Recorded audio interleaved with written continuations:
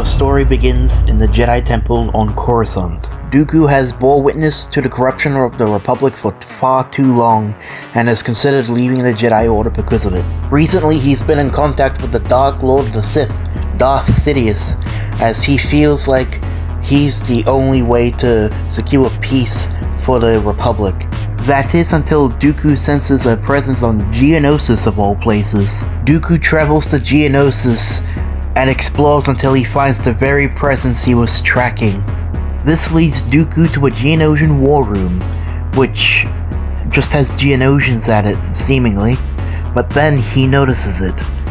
A yellow triangle with a black top hat and a black bow tie, and also black limbs for some reason.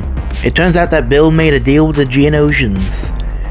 They would help him build a portal, and in return, well, the Geonosians actually didn't ask for anything in return. They were just looking for jobs, not gonna lie.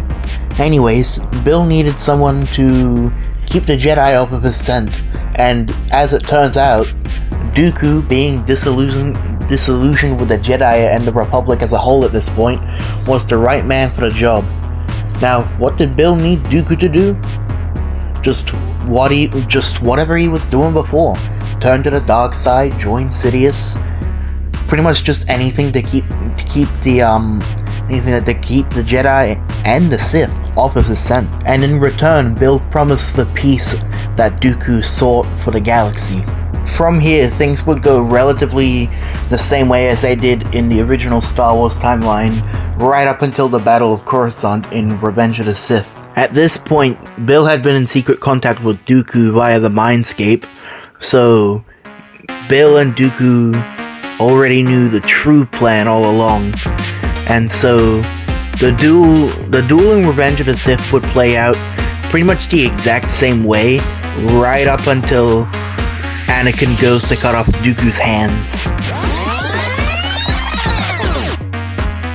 Now here's where the timeline diverges again. Instead of Anakin chopping off Dooku's hands like he does in the original timeline, Bill temporarily takes over Dooku's body via possession, and not only cuts off Anakin's hands, but also decapitates him in the process. Oddly enough, once Anakin was dead, his body would glow in a fiery blue and just disappear. The Battle of Coruscant would ultimately continue. However, with the defeat of the Republic's poster boy, Anakin Skywalker, their morale would greatly decrease to the point where they would soon surrender. And so the Clone Wars end just like that. And also Dooku killed Palpatine with the help of Bill.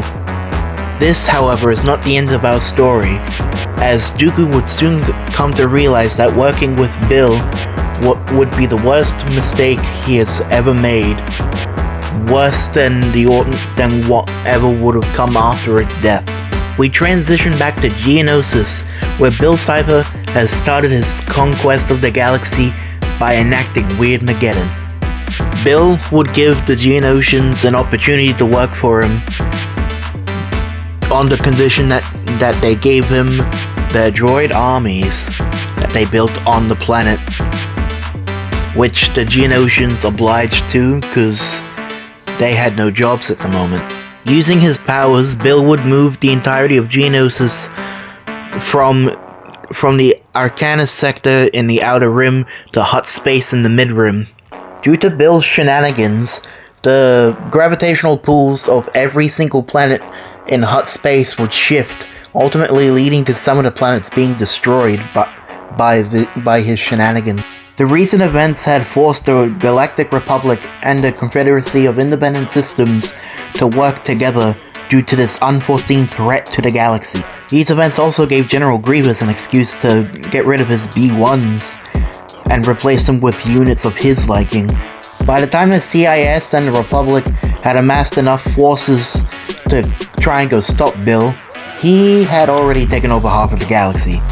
So the CIS and the Republic were left with the core and some of the mid-rim, and Bill was pretty much surrounding them on all sides.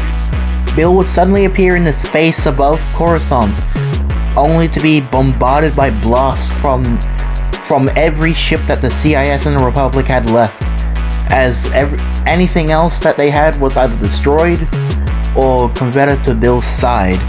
But anyway, they were shooting at Bill, and it did absolutely nothing. And with a blast of his fingers, the CIS and the Republic were no more, leaving Bill as the one true power in the galaxy. Not even the Sith could stand a chance against him. And that's gonna be the end of it today. If you liked the video, like and subscribe. And the next video I'm gonna do is gonna be the Star Wars X Murder Drones video. So stay tuned for that. I'll probably record that within the next day or two, I think. But yeah, as I said, like and subscribe if you want. Stay tuned for the next video. And until then, watch any other of the videos you want to watch, and yeah, shout out to the GOAT, Easy Mendiz. He does some goated videos on God. Anyway, with that, I'm gonna go.